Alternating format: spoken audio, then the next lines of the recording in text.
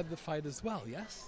Oh, I've had the fight since I was 5 years old. Ever since from 5 to 17, I've been going through hell with sexual harassment. And if you're a Mary J. Blige fan, you know the hell that I've been through, and you know how much I hated myself. You will never look at Mary J. Blige the same way again.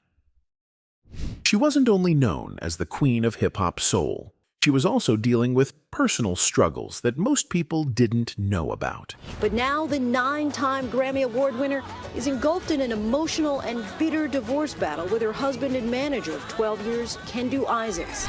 From an abusive relationship with K-Ci Hailey, where she once feared for her life, to a painful marriage to Kendu Isaacs that left her begging for respect, Mary J. was living a nightmare. And that was a nightmare in itself, the whole situation. She struggled with suicidal thoughts. She fought depression, trauma, and addiction, all while recording the songs that made her a legend. Let's delve in.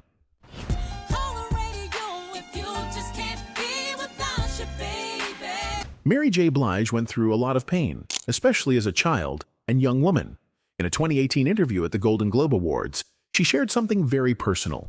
She said that from the time she was 5 years old until she was 17, she went through sexual harassment. She said, "I've had to fight since I was 5 years old."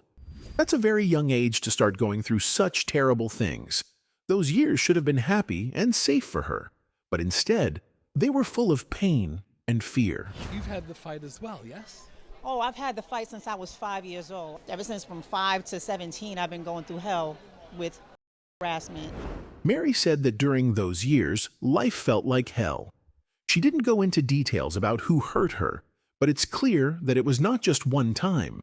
It happened for many years. That's a long time for any child to go through something so bad. She called it hell with sexual harassment, and that tells us just how hard it was for her to live through it. It wasn't just something she could forget about or move on from quickly. It stayed with her and shaped who she became. When she started working in the music business, things were different. Mary said she didn't face that kind of harassment in the music industry. By the time she entered the music world, she had become strong. She said, "By the time I got to the music business, it was like, don't touch me or I'll kill you." So, by the time I got to the music business, it was like, don't touch me. I'll kill you. That shows how tough she had to become to protect herself. She was no longer that little girl who was scared. She had learned to fight and stand up for herself, even if it meant being harsh. It wasn't easy, but it helped her survive. In that same interview, Mary talked about how proud she was of the other women in Hollywood who spoke up about being abused. Many actresses had come forward with their own painful stories, accusing powerful men like Harvey Weinstein. A verdict reached in the closely watched trial of Harvey Weinstein, the once powerful Hollywood producer who was charged with 5 felony counts of predatory criminal And Brett Ratner of harassment and abuse. 7 sexual harassment allegations are being made tonight against movie director Brett Ratner. The Miami Beach-raised movie maker is facing allegations from 6 different women, including the actress Olivia Munn. Mary wore a black gown at the Golden Globe Awards to support these women. She said she was happy to see them speaking out and finally being free from the pain they were holding inside for so long. She said, "It's a beautiful thing for us to see and for us to support, because we need each other in that way." Mary understood what they were going through because she had suffered too. Mary's struggles didn't end in childhood. When she became famous in the early 1990s, she started dating K-Ci Hailey, a singer from the group Jodeci.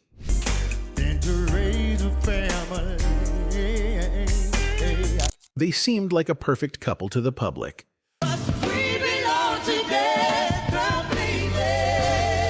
But Mary later revealed that the relationship was full of abuse. K-Ci was violent and treated her badly. She said there were times when she feared for her life. In one terrible moment, weapons were involved. She thought she might be killed. She screamed for help and finally decided that she couldn't take it anymore. That was her breaking point.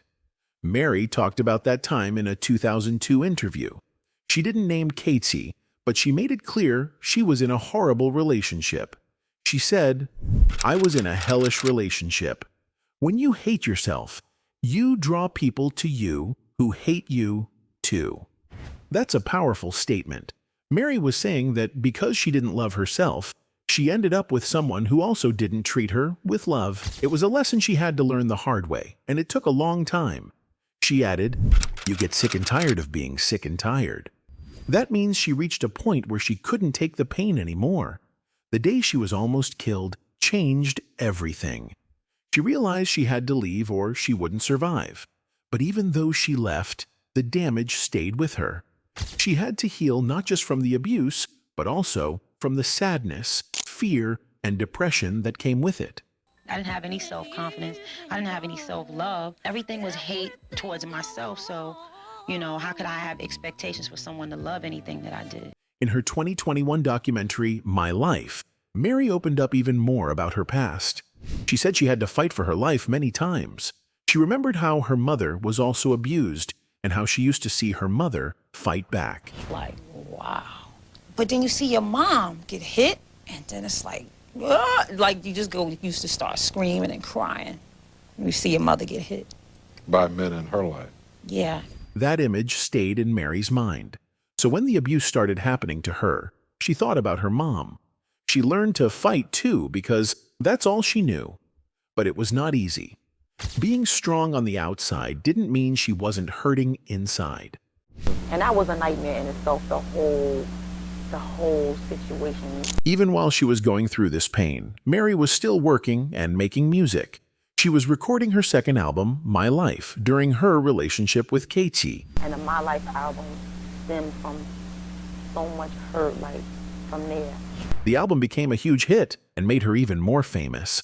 But she wasn't happy. She said she couldn't enjoy her success because she was suffering so much at home. She and K-Ci were both young and famous, but they couldn't handle their lives or their relationship.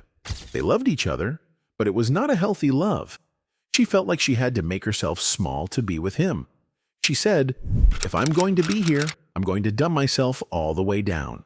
That means she stopped thinking she was special just to keep the peace.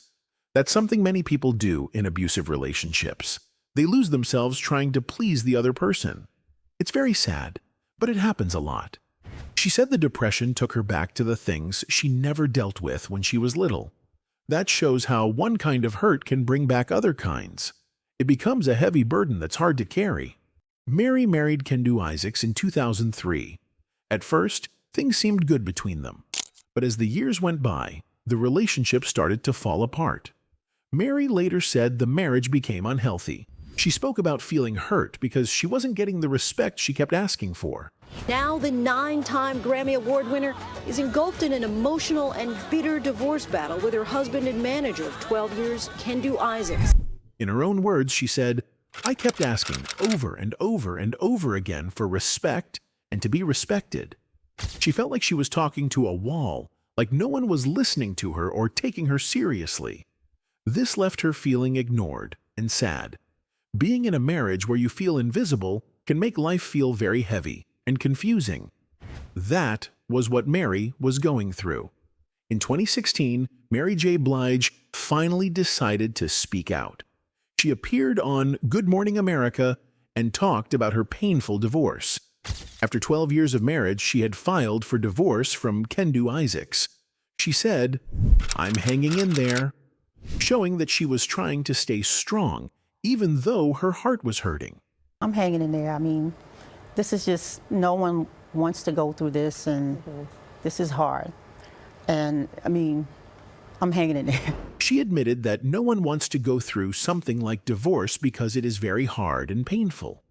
But she knew she had to do what was best for herself. She said, "If I can't get respect in the relationship, then I have to move on and save myself." That was the moment she realized she could no longer stay in the marriage. Mary explained that the breaking point came when she felt like nothing was changing. She had asked many times to be treated right, but things stayed the same. She said it felt like beating a dead horse, meaning that she was wasting her time. She kept talking, but nothing got better. Finally, she said, "I'm done. I just can't do it anymore." It takes a lot of courage to walk away from a long relationship, especially when you still care.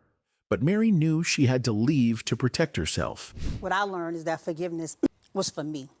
Yeah. So excuse me when I say this, the hell with them. After the divorce, things got even more stressful. Kendu Isaacs, her ex-husband, asked the court to give him around $130,000 every month in spousal support. That shocked a lot of people. Mary told other women going through divorce to take care of their money and business. She warned that if you don't stay on top of your finances, you could lose everything. She said it's okay to get help from others, but you must also pay attention yourself. She reminded women that they need to be involved and responsible so that no one takes advantage of them. Mary J. Blige used her pain to make music. She released a song called Thick of It, which she said was very personal and hard to sing. So tell me who's gonna love you like I do? She said, it's almost painful to let it out. But she still shared it because that's who she is. She said she can't pretend or hide her feelings. Mary has always used her music to tell her truth. When she sings, people feel her pain and strength. That's why so many fans love her. They feel like she understands their struggles too. In a recent interview with Drew Barrymore, Mary opened up about how she felt back then. You know, this is not a game. If you are a Mary J. Blige fan, you know the hell that I've been through, and you know how much I hated myself. She said that during the My Life album, she hated herself. She didn't feel love for herself at all. She even said she felt suicidal at that time. And that was a nightmare in itself, the whole situation. That's how bad things had gotten. But now she has learned how to love herself. She told Drew, "This love that I have for myself is it's the thing that I need." She said that before she could love anyone else, she had to first love herself. That was the key to her healing. Mary has also spoken about going through abuse and addiction. These painful events added up over time, and they made her feel broken inside. In an interview, she explained how drugs became a way for her to try and hide her pain. She used cocaine and later started drinking a lot of alcohol. She said she was trying to numb the pain. The drugs and alcohol were ways to avoid facing her deep sadness, guilt, and shame. Things changed for Mary after Whitney Houston died in 2012. The Los Angeles coroner's office finally revealing what killed the superstar singer who was found, as you know, underwater in her hotel bathtub. Mary was deeply affected by that loss. Whitney's death made her think about her own life. Mary realized that she didn't want to die like that. It made her stop and look at her choices.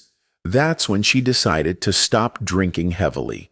She didn't go to a rehab center. Instead, she turned to God. She said, "I decided to pray and to seek God on my own."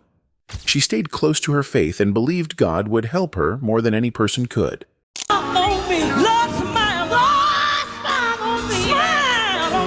Mary also said that she doesn't completely avoid alcohol now, but she doesn't use it to run away from her problems anymore.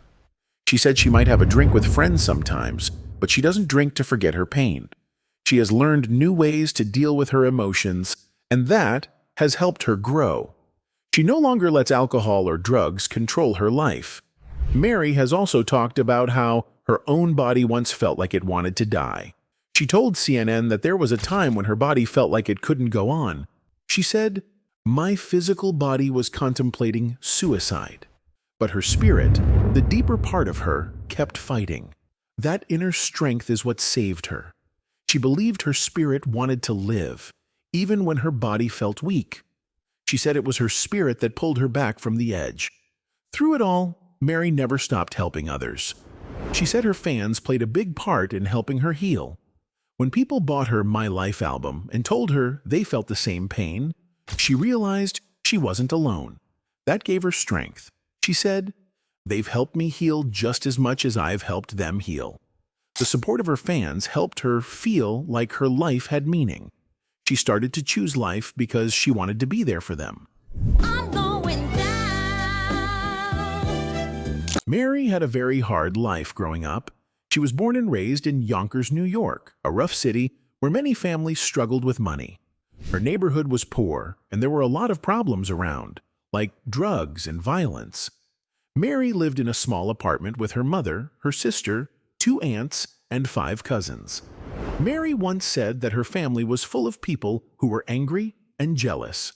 She spoke about it in an interview, saying that some of her relatives were hateful and full of pride, especially her aunts.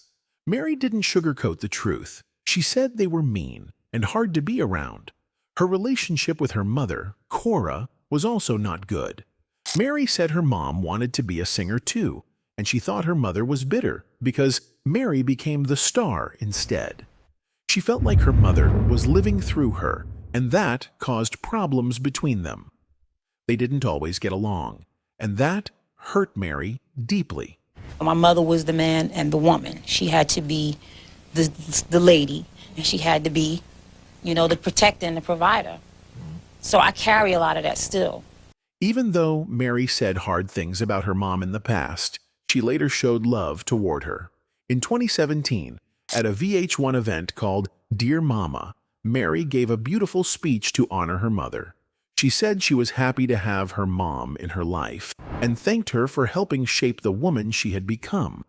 It seemed like their relationship was slowly getting better, but the pain from their past didn't disappear easily. Mary's father, Thomas, also played a role in her troubled early life, but it wasn't a good one. He left the family when Mary was still a child. She didn't see him for many years. I was mad at him, mad at everything, mad at the world, and you reach a point where it's like, nobody loves me. When they finally met again, he was mostly focused on his own failed music career. He didn't seem interested in building a relationship with his daughter. Mary once said he was more upset that she became successful while he didn't. Even though he taught her a little about music, like how to sing and how to harmonize, Mary noticed that he was jealous. In the beginning, she thanked him in her album credits, but later on, she stopped mentioning him. That showed how much their relationship had fallen apart again. We've been too strong for too long, and I can't be without you, babe. As a young girl, Mary had a hard time with school. She said she didn't care about getting an education. She dropped out in the 11th grade, which is just 1 year before finishing high school. Because she stopped going to school, her reading level stayed low. She said in an interview that she could only read at an 8T grade level. This caused a lot of problems later in life. When she became famous and had to read business contracts, she often didn't understand them. People could take advantage of her because she didn't know what she was signing. She said it hurt a lot to not understand things that were important for her career. In 2011, Mary decided to do something about it. She went back to get her GED, which is a diploma for people who didn't finish high school. She said she learned that education is very important. There was even a rumor that she was going to attend Howard University, a famous college. Mary had told fans during a show that she had been accepted, but later, the school said that wasn't true. They did say they would be happy to help her apply if she wanted to. That showed how much people respected her and believed in her effort to grow. When Mary became a star, things didn't get easier. Even though people were buying her music and her songs were on the radio, people in her old neighborhood were not happy for her. She said that some people even wanted to hurt her because she became successful. They were jealous and angry. Instead of being proud of her, they treated her like she had done something wrong. Mary said that being taken from the poor neighborhood and thrown into fame was very hard. She didn't know how to handle it. She said, "You have to sing for your life," meaning that singing was the only way she could survive and stay strong.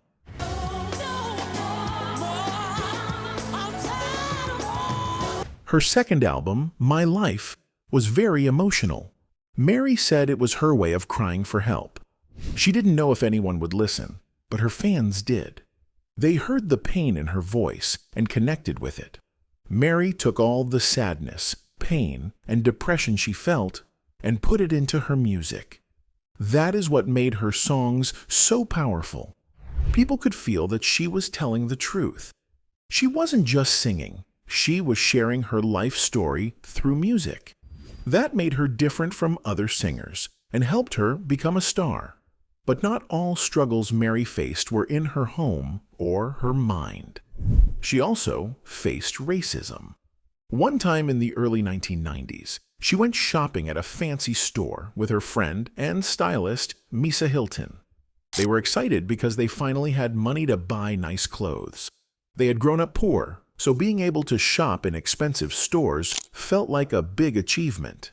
But their joy didn't last long. When they tried to pay, the store worker said Mary's credit card wasn't working. Mary and Misa were confused because they knew there was no problem with the card. They called the credit card company right there in the store. The company told them the card was fine. That's when they realized something terrible. The cashier hadn't even tried to run the card. She just assumed that two young black women couldn't afford anything in that store. Mary said it was very clear that they were being treated that way because of their skin color and age. The worker didn't see them as successful women. She saw them as poor girls from the street. Mary said it hurt deeply to be treated like that, even though she had worked hard to earn her money and her success. It took a lot of prayer, Mary told Self in an October 2019 interview about how she dealt with her tragedies in her life. But while she wears her heart on her sleeve, in her music, and the openness in which she talks about her past, there are some things the public will never know. And for valid reason. Everybody thinks they know everything, but nobody really knows, she explained. You only know what I tell you, and I don't tell everything. As public as I am, I'm real private. I'll give you the juice and the truth, but not the stuff that's going to kill me. I grew up in a neighborhood where we couldn't tell everything. She continued, it would kill us. So you know, but you don't know. You know? However, Blige knows that talking about her own trauma has helped her connect to her fans and hopes it can help others heal. The relationship that I've built with my fans. Just because I'm Mary J. Blige and I'm a big superstar, I'm going to start denying them our therapy? Nah, she said. This stuff happens so that we can talk.